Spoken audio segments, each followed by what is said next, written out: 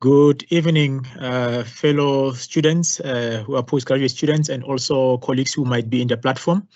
Welcome again to another session that are planned for the evening hours for our students. And today our focus is going to be mainly on maximizing the scholarly impact of your research. And before I dwell much further, we are going to discuss today, I'm going to switch off my video just for now. My name is Karabo Shali. I'm from the School of Interdisciplinary Research and Graduate Studies within the College of Graduate Studies as one of the professors in this college of College Graduate Studies. So I'm going to switch off my video for now, but I'll switch it back again during the Q&A sessions so that we can start. So as I've indicated, the session for today is maximizing the scholarly impact of your research. And just to remind you that all these presentations, they are not, standing on their own. They are actually complementing each other one way or another. So it's advisable that you continue maybe utilizing all of them throughout the sessions. So in this session now, let me just switch off my camera again. Let me see. I'm trying to use the pointer, but now it doesn't allow me to print it, to do this. Okay. So in the session today, I'm going to try to cover the following, but in not necessarily in that order, but to try to reflect on those things. Just some of the basic definitions that you need to take cognizance of, reflect also on the part of research in line with what we have discussed in some of the sessions, and also try to dwell more on the scholarship impact of your research. And why there's a need for the impact of research. Why does it matter to us? And just reflect briefly on the types of research impact that we have, as well as just reflecting on some of the examples of the projects that, with what I've picked up, they had some impact either on the society or the environment or the industry. Just to use some of the examples within UNISA, and some of them will be outside UNISA. And from there, the last part that I'll focus on, it's more on the scholarly impact in terms of you as a researcher or as a scholar. That will be the second part that we're going to dwell much on. The first part will mainly focus on the aspect of the impact that we are doing to the society or the environment or the industry also or government. The second part will focus on your own scholarly impact as a researcher. Now, some of the definitions, as I mentioned, we'll start firstly with the word impact. Impact, according to a number of dictionaries or some researchers, it mainly refers to what occurs when research generates the benefits. Those can either be for economic benefits or cultural or either health or economic, it depends. But in addition to building the academic knowledge base. Remember, I've mentioned that the impact will then focus on what the communities can benefit, what the government or either the economy can benefit, but at the same time, as an academic, what is that impact also all about? So in other words, they normally refer to that as a marked effect or influence or a powerful effect that something or especially something new has on a situation or a person.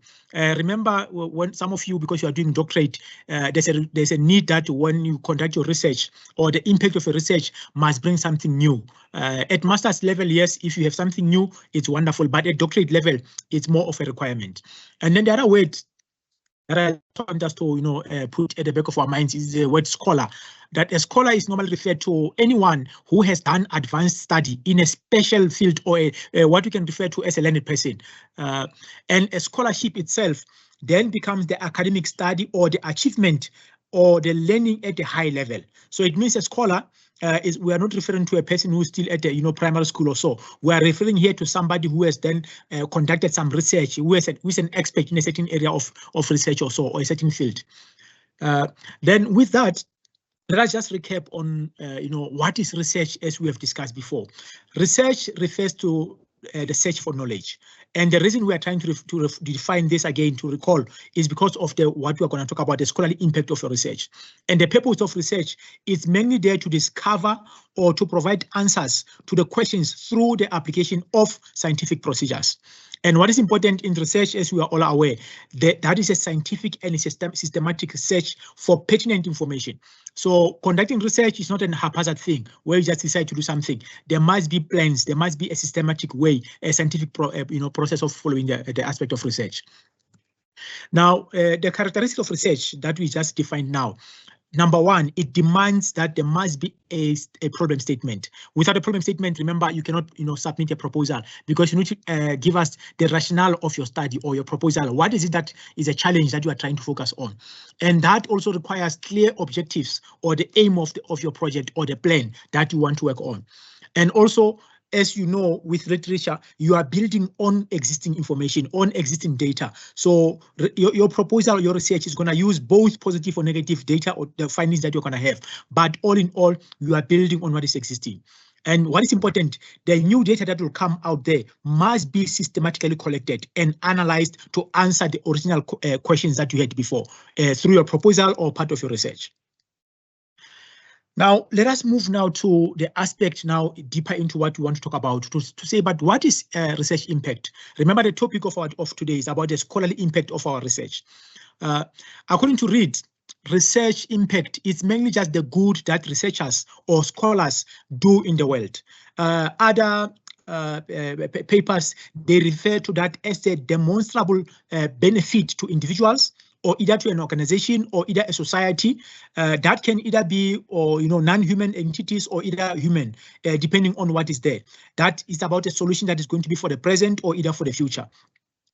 Some other papers or researchers refer to that as the contribution that research makes, as we have said, either to the economy, to the environment or culture, and also beyond the contribution of academic research as a scholar.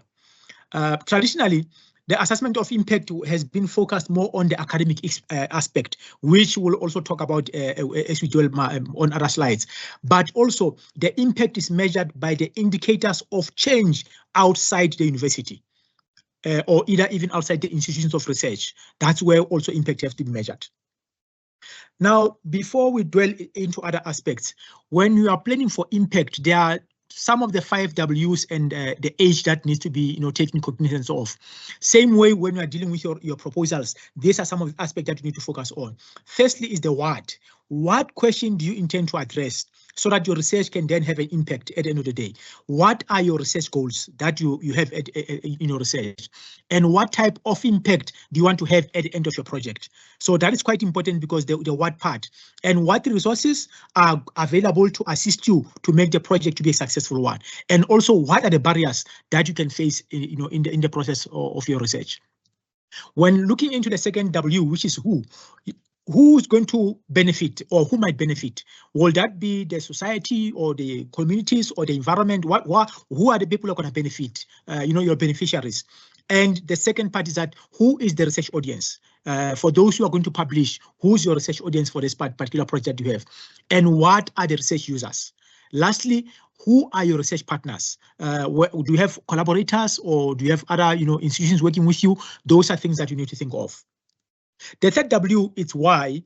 Why will the beneficiaries benefit or be influenced by your research? That is the one question that you need to ask yourself.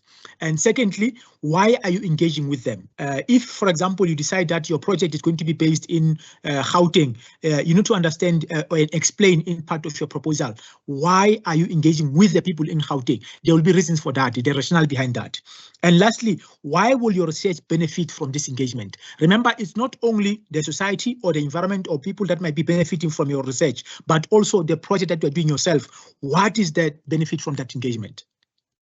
The last W's, the when and where, it's important to know when and where will the engagement take place of your project. Will that be at the beginning or in the middle or towards the end of the project? And will that be in a real world scenario or will that be visual? Also, which areas or the locations of the project? And also the part of when will you expect the impact to happen? Sometimes it might be a short or intermediate or long-term impact. Those are things that you need to think about when you are planning your project, and also what kind of impact is going to be there, as well as when will you know your impact has been realized. As the topic of today is about the scholarly impact, you need to reflect on that when will this be known and be realized, and probably the issue of also measuring that. Lastly, where will your research have impact or its reach? Will it be to a certain community that you have planned, or are you going to expand on that? Those are things that you need to think of. And then lastly, is the part of how, which is the H that we talked about. How will you engage with non-academics, and also how are you going to engage with academics? Will that be through research activities or engagement activities, or some of the strategies that you're going to plan for the project? Those are things that you need to think of.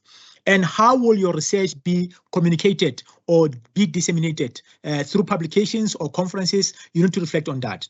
And also, how will your research outputs and the engagement activities lead to impact in line with our topic for today?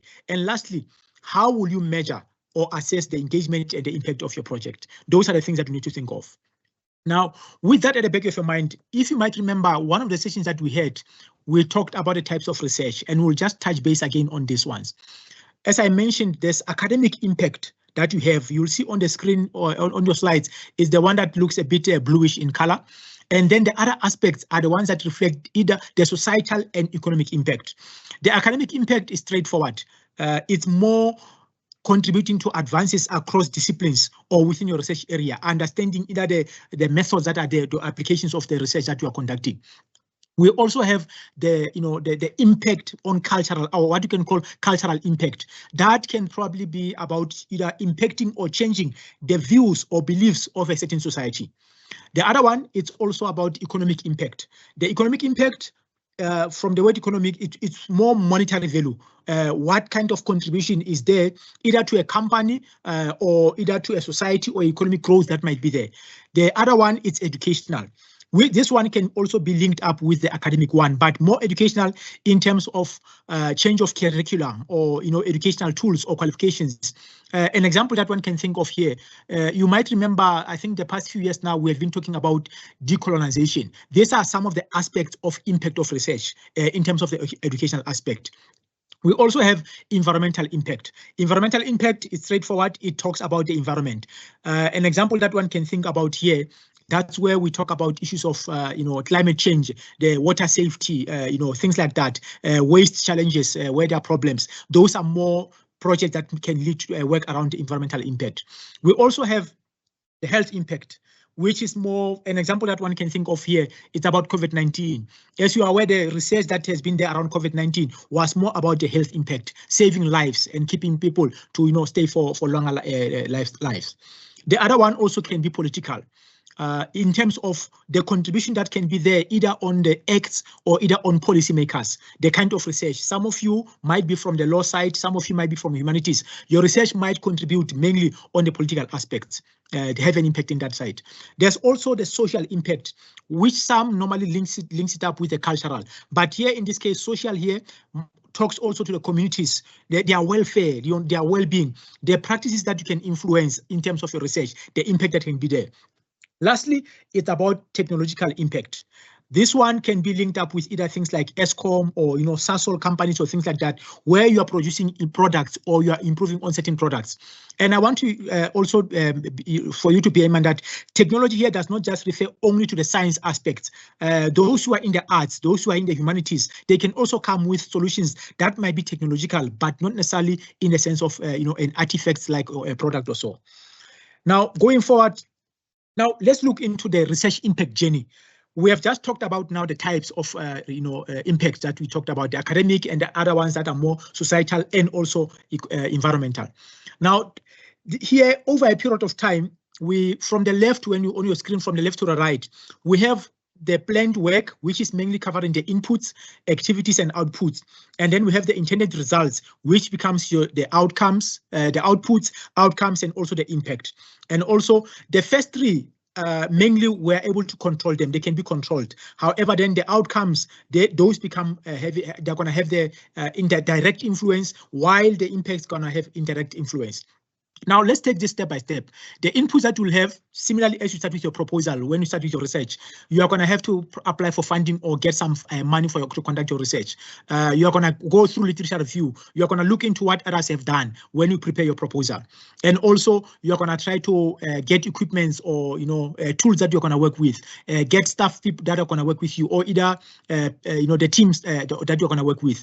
And then the activities that are going to be from there. Once then you have prepared all those, you are going to now start working on new methods. You are going to collaborate with some of the colleagues. You are going to now start with your experimentation, work on the theories of your project. And then once all those things are done, remember, as part of the proposal, once everything has been approved, the ethical has been approved, once the project is done, then you are going to have the outputs, which are products of your research. That can either be in publications, it can either be in patents or products, or it can be in artifacts or softwares, depending on your field. And also, one can also have outputs in terms of the new methods or the new designs or exhibitions for those who are in the arts or performances. So it depends in your field. Those are the outputs. But then from the outputs, we also have the outcomes. The outcomes are more the awareness and use of outputs. This will probably be where students are going to graduate as a postgraduate students. You are going to have your cited outputs on, online, where you publish a paper today, other people are using your paper, then you're going to be cited. Sometimes there can be some income that will be out of that as a spin-off. Sometimes it can be the, uptaking of devices, or it can be development of new companies, or you might be on the media talking about the impact or project that you have done. And lastly, it's about the impact. Here is just the consequences of people using the outputs from your project. Remember, the outputs, outcomes, then the impact, in line with the topic of today. This can, as we have mentioned, can either be academic, cultural, or either educational, can be health, political. Those are the the types of impacts we talked about. So every project will, in one way or another, end up with an impact either academically, culturally, or it can either be educationally or technically or socially. It depends on what you'll have.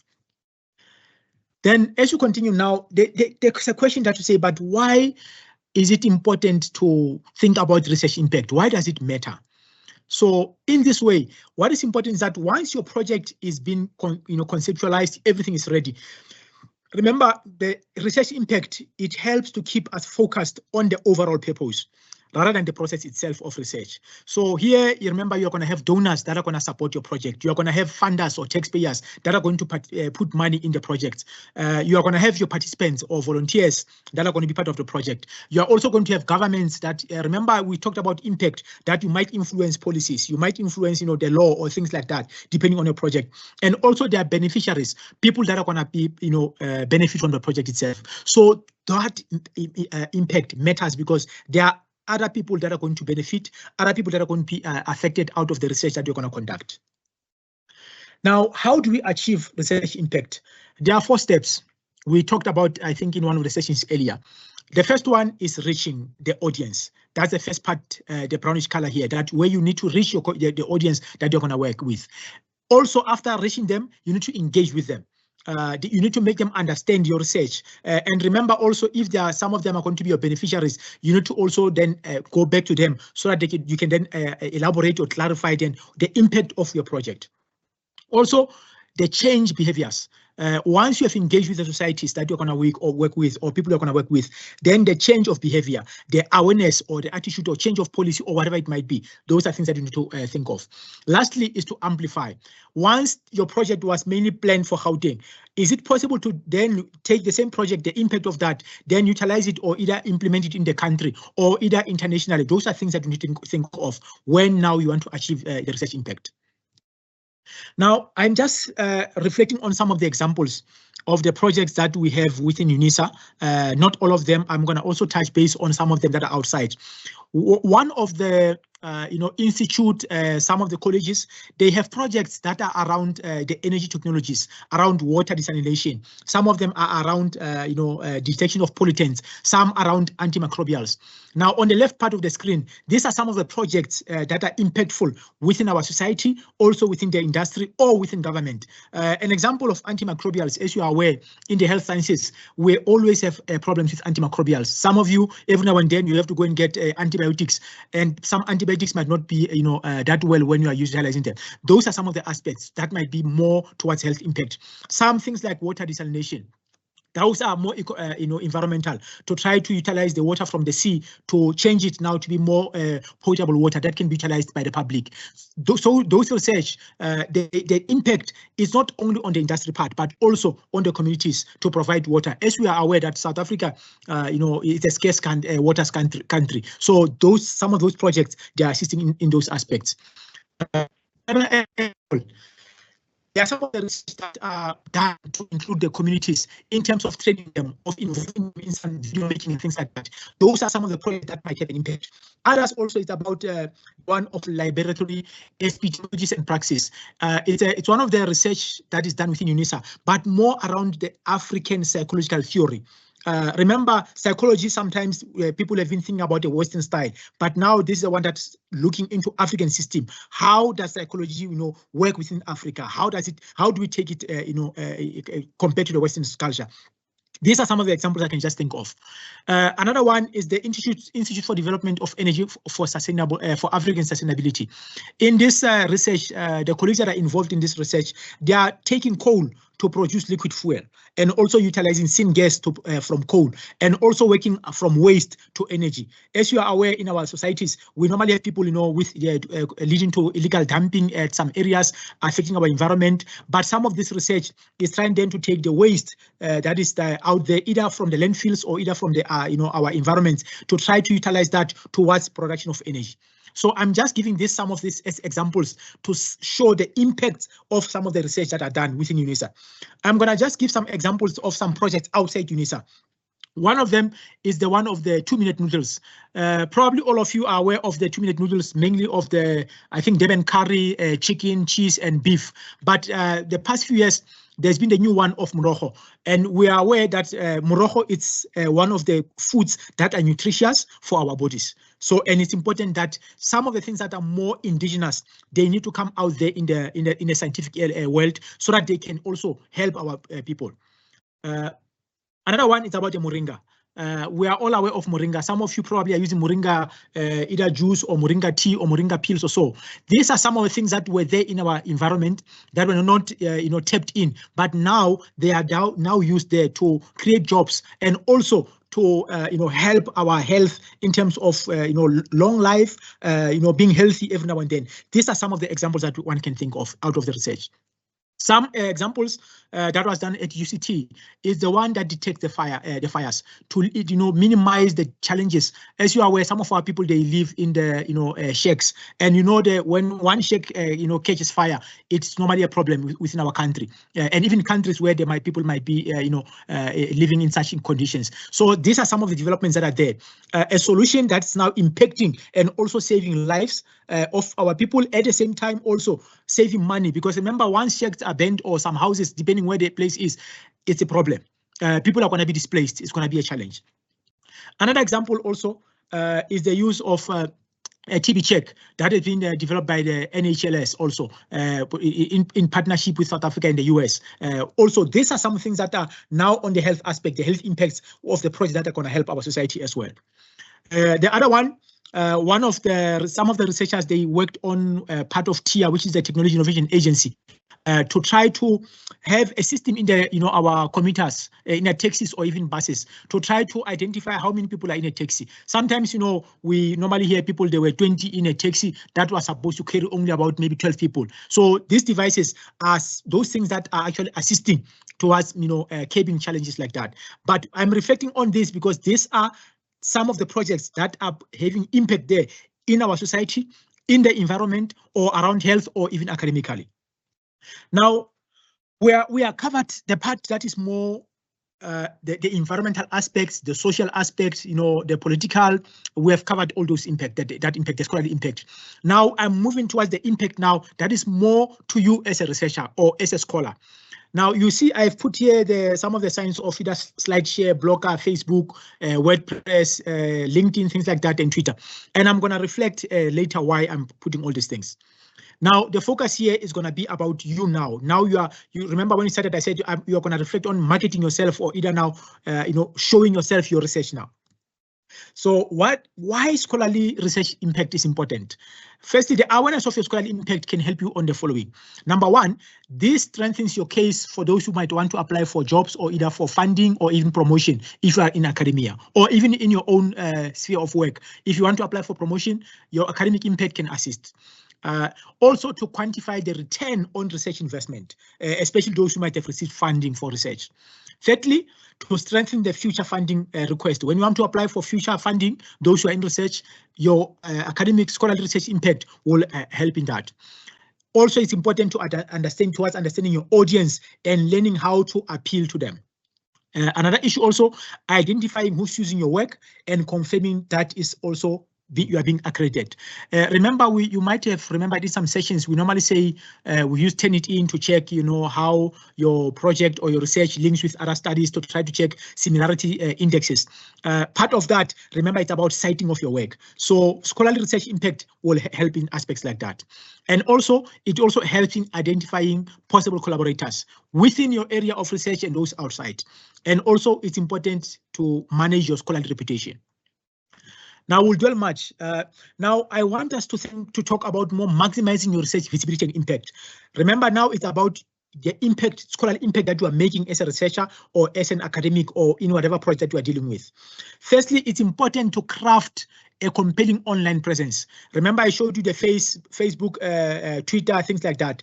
You need to be out there in the society or online. That whether it might be through Facebook, whatever media that is there that you can utilize to reflect so that people are aware of your research, then they will know the impact of your research as well.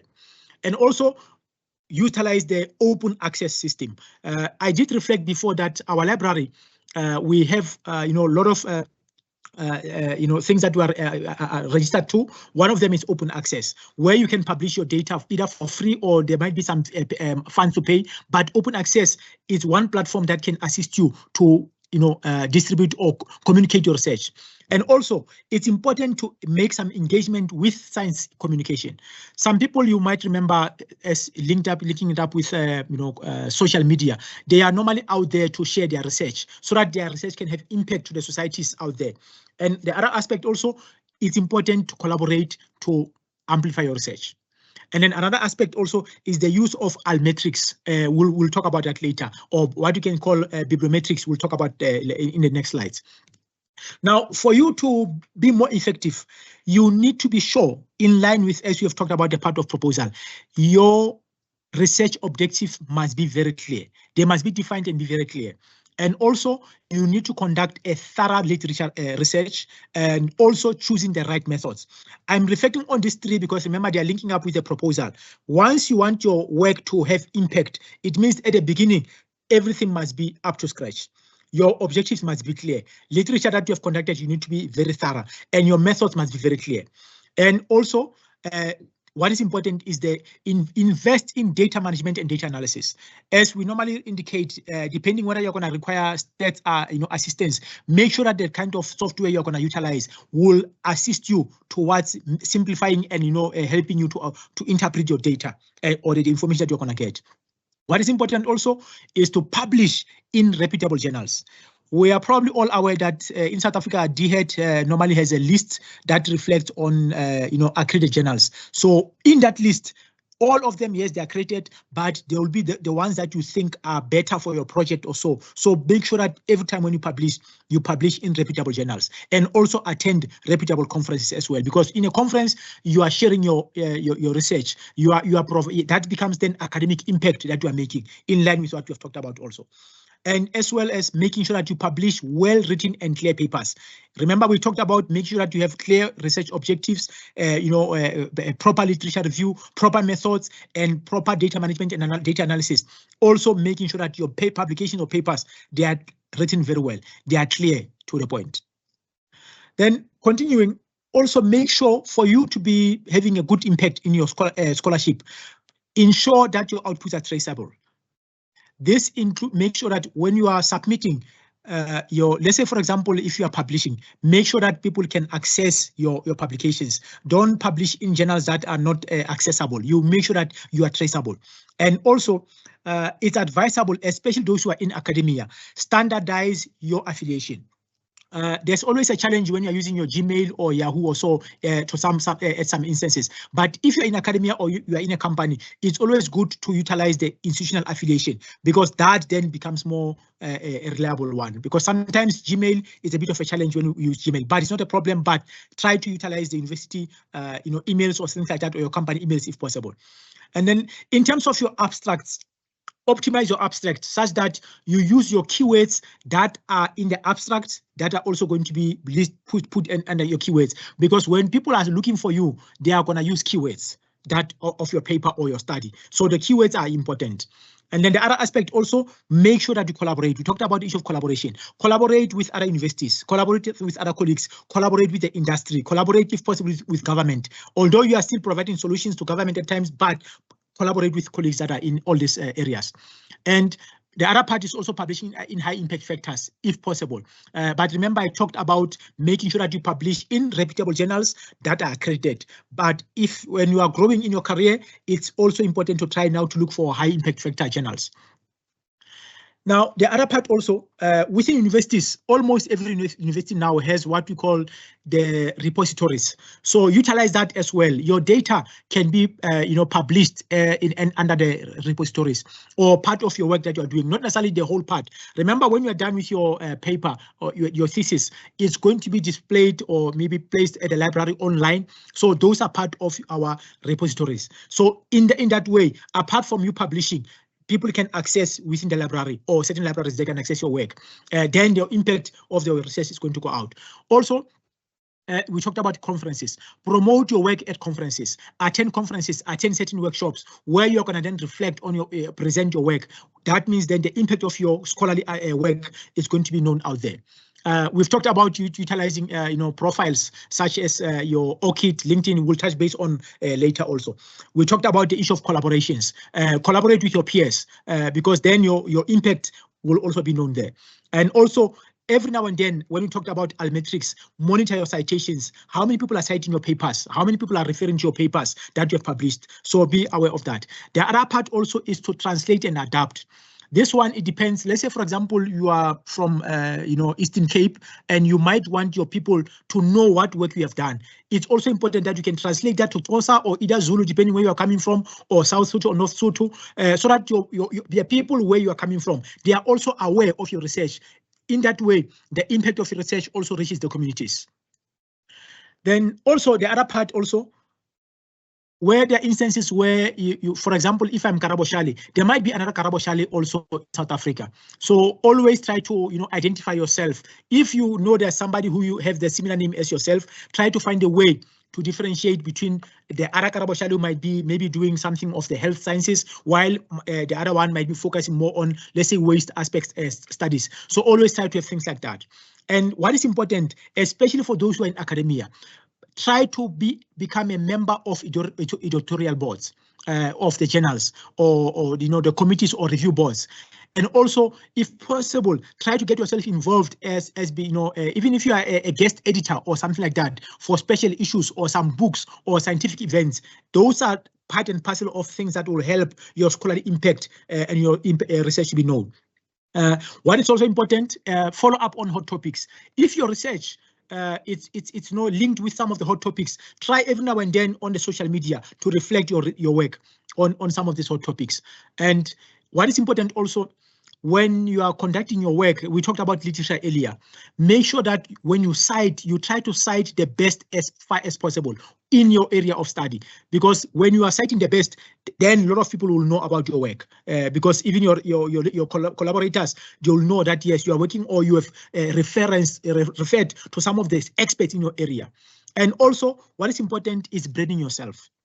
Part of what we are talking about now about your scholarly impact is branding yourself. Use any medium, social medium that we have referred to try to reflect so that people know about your work. And another aspect that is important is to write a review paper. I know a lot of people, they run away from review papers, but review papers also, because remember, they are from what you have gathered from literature. They can help you to know more, and so that people are also aware of what you are doing, apart from the research articles that you might have later or your thesis. Now, with those, remember, I said we'll try to touch base on the metrics. We have what we call bibliometrics and also almetrics. Bibliometrics are mainly there, to set quantitative methods that about tracking and analyzing your scholarly publications, what you're publishing. And also almetrics, it's more about, covering the collection of multiple journal indicators about your scholarly work. Now, examples here, we have what we call the author level. where your publication citations are normally within, it's you as an author. We also have the journal level, where it's also about the reputation of the journal, the impact factors, the citations of that journal. We also have, I talked about Almetrics, these are part and parcel of that. The data, the code and softwares. This is where I talked about repositories within universities, where you can publish your data or certain softwares before you even publish your thesis or certain articles. We also have what we call the article level, where you are publishing your article. It can be in the social media, it can be citations or so. These are some of the things that you need to have for you to be known out there. Now, in one of the sessions before, we talked about the researcher identification. This is part of making sure that your scholarly research is being impactful and it's known out there. Make sure, if you have not done so, try to register under LinkedIn. Some of you, I know you are using it for your own professional work, but also make sure that you have also Google Scholar profile, the ResearchGate profile as well, especially for those who are in research. Publications, when you have the ResearchGate profile, it assists for your scholarly impact to be known out there.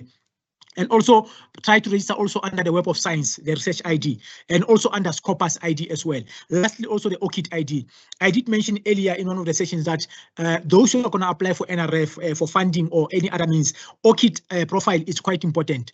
For NRF nowadays, you need to have ORCID ID before you even apply. So these are some of the matrix or things that are there that you can utilize so that your scholarly impact can be known out there. Remember, we talked earlier about the economical, the environmental,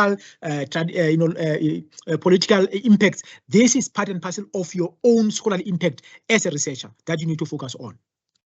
Now, I'm just going to give the last examples here. We talked about the Web of Science. Some of you might have heard people talking about the H index, the H5 index, or the I10 index. These are some of the things that are out there that are used for researchers. Sometimes some people might have, let's say, H index of 5 or 10. These are things that people are looking for. The higher your index, your H index or so, it says that people are reading your work. Then your scholarly impact is known out there.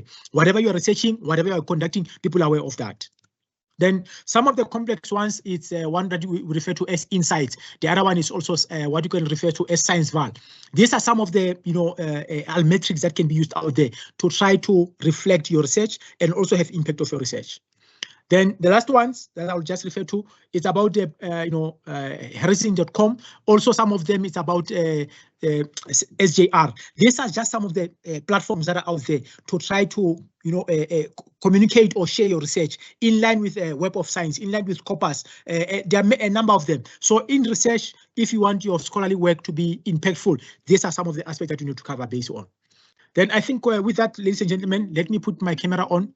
So we have just touched base now to reflect on the scholarly impact. So just to recap, when we started, remember we talked mainly about the impact that your research will do either to the society or either to the economy or either to the environment or either health impacts, or it can be academical, it can be political. So we touch base on that. Those are the aspects in terms of the impacts of your scholarly research that it can have. But also the second part that we focused on was more your scholarly academic impact, making sure that you are visible, you are known out there through some of the platforms that we talked about in terms of ResearchGate. It can be ORCID, it can be Scopus, things like that, where you are also, when you publish, you are following up on your articles. So I'm going to now try to check if there are any questions on the platform. I don't see the only one from Anonymous that I see here.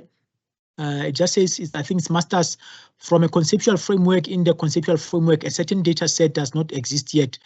Do you have to create a new data? Anonymous, I think that our session today was not more on this. Please kindly just maybe follow up on some of the presentations that were covering the conceptual frameworks, because today was a different session. I'm just trying to check if there are any other questions coming through. I don't see any. Medina and Mayor Bronwen, are you picking up any questions on your side? Because I only see one on my side, just to check if there's any other one.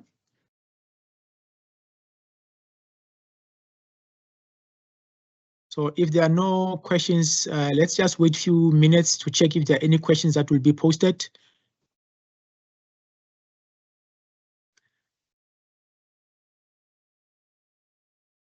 And as I said earlier, remember these presentations they are not standing alone. So utilize them in line with other sessions that have been presented before and some that are still coming. So they are building on each other, or they are supportive in a way. They are working in tandem.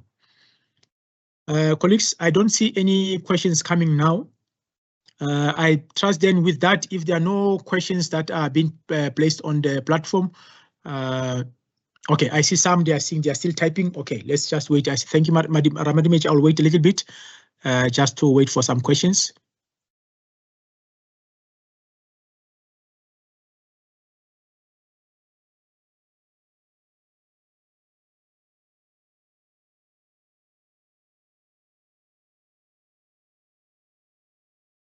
So we're just waiting for a few minutes to check if there are any questions that will come through.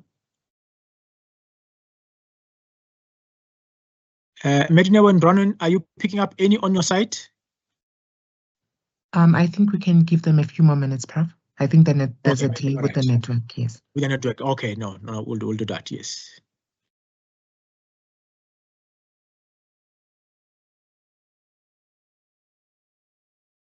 Okay, I see Solomon saying, thank you. How one issue or research can bring impact. Impact is the effect of many interventions. Solomon, if I understand your issue here, you are saying how one issue or research can bring impact. Look, remember when if I understand your issue here, when you are planning your research proposal and planning for your research, you need to identify what impact is going to be there. What is it that you are planning to impact at the end of the day? And remember, we said that you need to also know whether is your impact going to be at the beginning, in the middle, or towards the end of your project. It depends on what you're going to do. For example, if let's say you were to work on waste management, if there are challenges, let's say, for example, around landfills, maybe they're not licensed or they're not being, managed very well. There are going to be challenges in terms of the climate change and things like that, about air pollution or also environmental contamination. So depending on your project, you might have, it's not about one impact. One cannot say that. It's about the impact that you are making. The impact can be either economical, it can be environmental, it can be, political. It depends on your focus of your project. So it can cover a number of aspects. I'm just going down to check here. It says, can you elaborate more on being a member of editorial? Ramadi, yes, especially for those who are in academia, even if you're outside, but if you are, let's say, maybe involved in research or so, you can check some of the journals. Some of the journals normally require, or they want to have, members in the editorial board. Remember, for you to be in the editorial board of a journal, you need to be, an expert in the field that journal deals with. Let's say, for example, is a journal on law. If it's about law, if you are a lawyer or you are in academia within law, you are able then to apply or request to be a member of the editorial board, because you will be getting exposure and people are going to know about you, and the research that you're going to conduct also, people will be aware of your work. Anonymous here says here, would you please refer to NRF ratings? Anonymous, yes, if you are going to be in academia, there are NRF ratings. Normally for young researchers, the rating, if I still remember, I think it's Y rating. I think there's normally Y1 and Y2, depending on your expertise. And then we also have the C rating, which is normally when you are, I think under C, if I recall well, we have C1, C2, C3. Where C3 we can refer to as somebody who's still at the door. C2 is somebody who's a bit now experienced, and C1 is somebody more experienced than the one at C2 and C3. We also have the B rating. B rating, then by virtue of starting from C going above, B becomes a more higher person or more experienced in terms of international exposure, local, and the impact of research that you're also having. Then we have I think the highest category, if I remember, is the A rating. The A rating are what we normally refer as the cream of the crop of researchers. So those are the ratings that are there. But once you apply, it's normally for those who are in academia. But even if you are, let's say, in the science societies or like your ARC or CSIR or MRC or things like that, I think you are still eligible to apply for rating. And some people, they normally even apply for rating because of their work. In their workplaces, if they're involved in academic work or so, they normally apply for rating. Then Anonymous here says that masters is new data be the impact for the research. Anonymous, I'm not sure of the question that you have here, but remember the impact is what you are going to have at the end of the day. Remember there was a slide where I talked about the inputs, the process that you're going to have. We're going to have the outcomes and outputs and then impact. So impact only happens towards the end of your project. Also something that was part and parcel of what you want to achieve to provide solutions. That's where the impact comes in. Then Anonymous says here, how do this areas platform provide same level of visibility? Google Scholar, Web of Science, publication of report. Anonymous, the more you are visible on Google Scholar, Web of Science. Remember, Google Scholar, for example, when you publish, Google Scholar also goes online to go and search for articles. Sometimes, let's say you are looking for, something on COVID-19. Under Google Scholar, it will then reflect papers that are available online that you can pick up from different search engines, and then people are going to know about that. But sometimes, if let's say, for example, one of these platforms that does not pick up your paper, things like Web of Science as an example, or Scopus can then pick up your paper. But the more you are visible out there, the better, because then your scholarly impact will be known out there. But if you are not there on Web of Science or Scopus or Google Scholar or things like that, or ResearchGate, people are not going to know about you.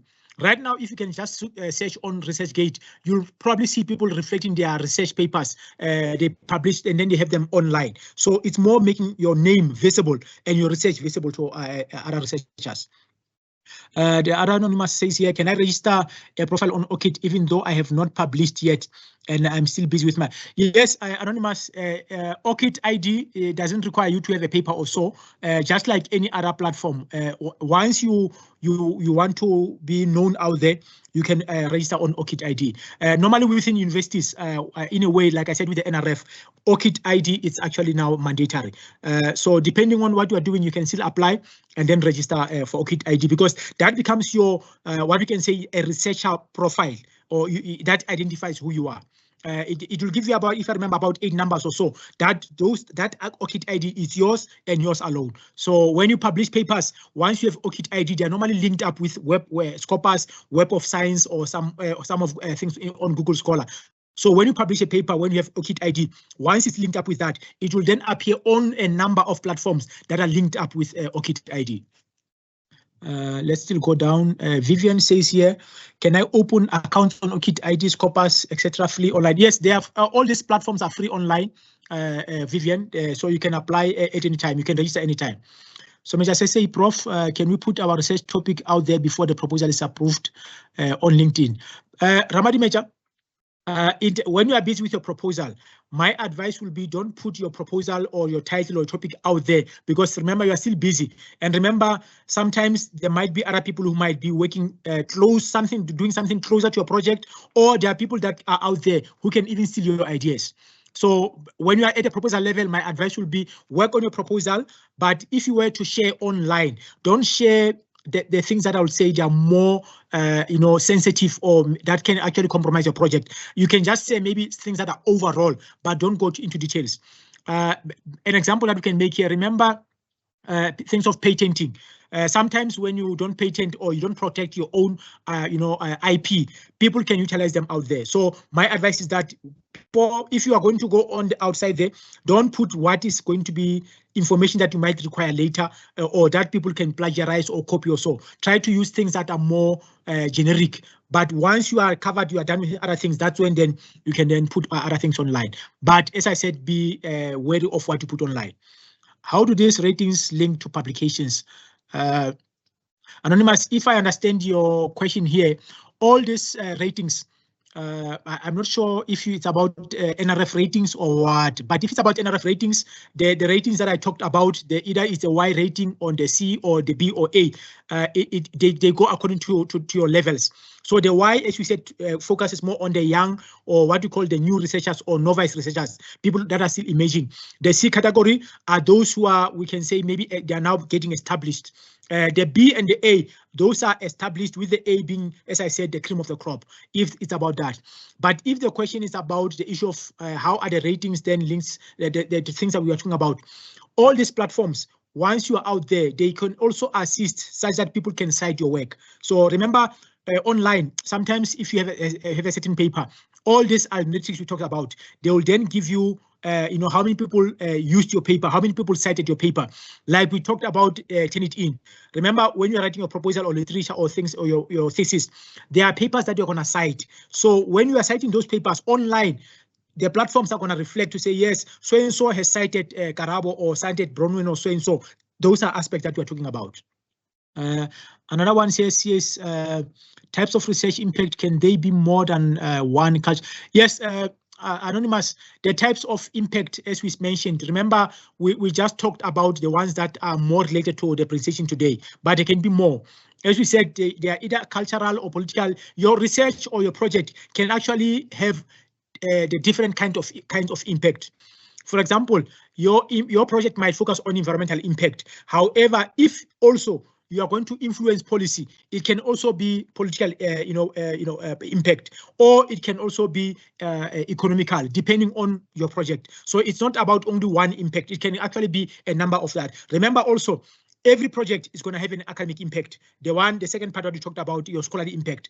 But at the same time, there are other impacts that can be there. So it's not only one or two. It can cover a number of things. Another one here for Anonymous says, what is considered in the NRF rating? Is it publications only, or are there other presentations? Okay. Anonymous, if you apply for NRF rating in line with your scholarly impact, you need to have students that you might have supervised at master's or doctorate level, mainly. Also, you need to have publications. Also, it's important also for those who are in academia to apply for research funding. Also, remember the issue of your community engagement projects that are involved there. So there are a number of things that they are looking into. So NRF ratings are more, I would say, academic, but there are spheres of academia, the teaching and learning aspects, research aspect, community engagement aspects, funding aspects, mentoring of students. Some people might also mentor postdoctoral fellows. So there are a number of things that they are looking for. So even the awards, as you are mentioning, in terms of medals, the awards that you might have received in terms of research, those are things that they look into. But it's about your profile as a researcher in terms of NRF rating. Then another one from Madimen say, how do we get to be involved in peer review? Madimeja, if you want to be involved in peer review, it's normally easier, I would say, if you are in academia, because people that are out there, when you start publishing, they can then invite you. Because remember, let's say, for example, now you published a paper on COVID-19. Once you publish maybe another 3 or 4 papers, because you are now known on all the research platforms, people are going to say, yes, no, Ramadimeja, we have seen that this person now works on COVID-19. When somebody submits a paper on COVID-19, they can then invite you to review that paper. Sometimes you can be invited to be an examiner. So for you to be an examiner, to examine other students also, is because of you being known out there, out of your scholarly research. Then another one says, just Natasha, I think Advocate Nsuluba here saying, thank you, Prof. What is the impact of ResearchGate and how does its citations reflect? Nsaluba, in terms of ResearchGate, I think a lot of academics are using that, and I think it's quite important because you can have a list of your papers there. So it's more like LinkedIn, where your work is going to be reflected there, even your profile. So a lot of people are using that. So I will advise that, yes, if you can do that, do that. Then part of the question says, does it reflect in citation the same way as Google Scholar? Yes, ResearchGate, Google Scholar, these are platforms like your Scopus, Web of Science. These are platforms that are out there to try to reflect, the kind of work that you do. So as we talked about the scholarly impact of your work, once you use all these platforms, your work will be known out there. The last part here says, how do you get visibility of citations in ResearchGate as only emails are sent regarding citations? Normally, remember, well, with me, I've registered to get citations via email from Google Scholar, from ResearchGate, and there are some of them. Every now and then, when some of the people in my area, they publish, I get notification.